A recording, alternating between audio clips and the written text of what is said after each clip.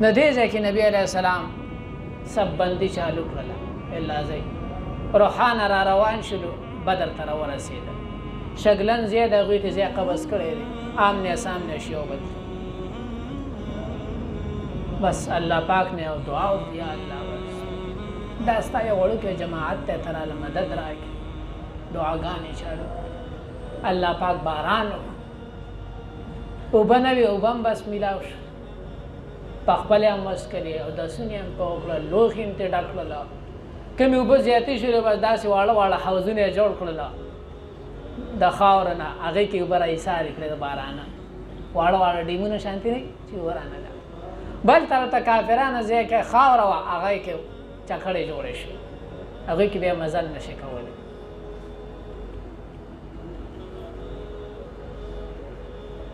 خو دې ځای کې چې کومه خبره ذکر ده صفونه یو بل ته مخامخ شول نبي علیه السلام سب بندي وکړله هغوی هم رانږدې شو دوم ورنږدې شولو رو رو رو نبی علیه السلام دعاګانې کوي یا الله دا جماعت دی تو سره مدد وکړي تو سره غیبي امداد وکړي دعاګانې ډېرې وغوښتې هغه ځای کې اوس مسجد جوړ شوی دی نبی علیه السلام چې کوم ځای کې دعا وغوښتله هلته نن سبا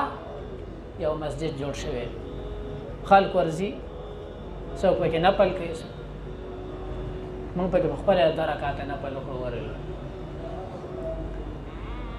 نو دعاګانې وکړه الله پاک دلته چې کوم دی تذکره کړې ده د ملائکو چې ستاسو د زیري دپاره او تسلۍ دپاره 3000 ملائک تاسو له کافي نه دي چې راویلي دي ویلو کافي بیا ته ویلې که تاسو صبر وکړه او تقوا مې اختیار کړه او فورا در باندې کافرانو حمله وکړه 5000 به در ولېږم 3000 په ځای به څومره در ولېږم 5000 او په سورة انفال کې زر ذکر شوی دی استستغیثون ربکم فاستجاب لکم ربکم انی ممدکم ب1000 من الملائکه زر ملائک ذکر شوی دی کې به دا تطبیقا به ذکر دا ملائک د پاره د اطمینان او تسلی د مسلمانانو د پاره الله پاک اولې جنگ چې کوم دی شروع کېږي 3 کسان هغوی راووتل عتبه او شیبه او د هغه یوځي هل من مبارز څوک شته دی چې موږ سره جنګ وکړي نبی علیه السلام حمزه صاحب ته ویل وروځه خپل رشته دار ته ویل علي رضی الله عنه وروځه ابو عبیده ابن جراح ته ویل وروځه دې درې واړه دوی 3 ور وایستل هغوی هم 3 راوتې مخکې نه میدان ته قافلې ولاړې دي 3 کسان ور ووتل جنگ یو سره چالو کړ 3 په 3 باندې درز درې واړه مردار او په 3 واړه صحابه کرام کې صرف ابو عبیده صاحب زخمی شو او ډېر سخت زیات زخمی شو چې د مرګي په حالت کې نبی علیه السلام د خدای رسول زه لکه چې د شهادت نه محروم شم نبی علیه السلام یې زه به ګواهي کوم ستا دپاره ته د شهادت ته نه یې محروم ستا ګواهي به زه کوم او سا یې ورکړه او نبی علیه السلام په خپل لاس مبارک سره داسې کوم دی قبر ته کوز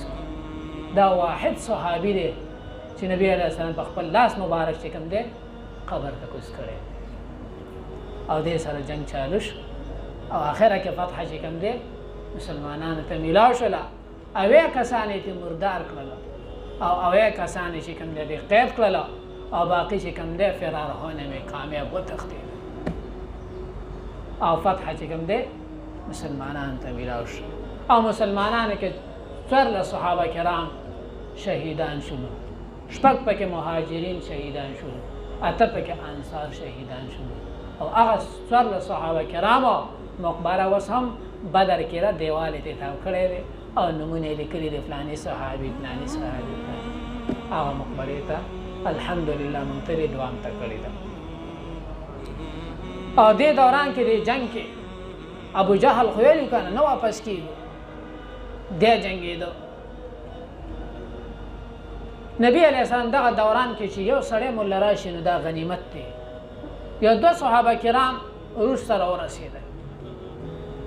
چې راورسېد نبي علیه السلام ته وایي جی موږ خو راورسېدو لاره کې کافرانو چې کوم دی ګرفتار کولو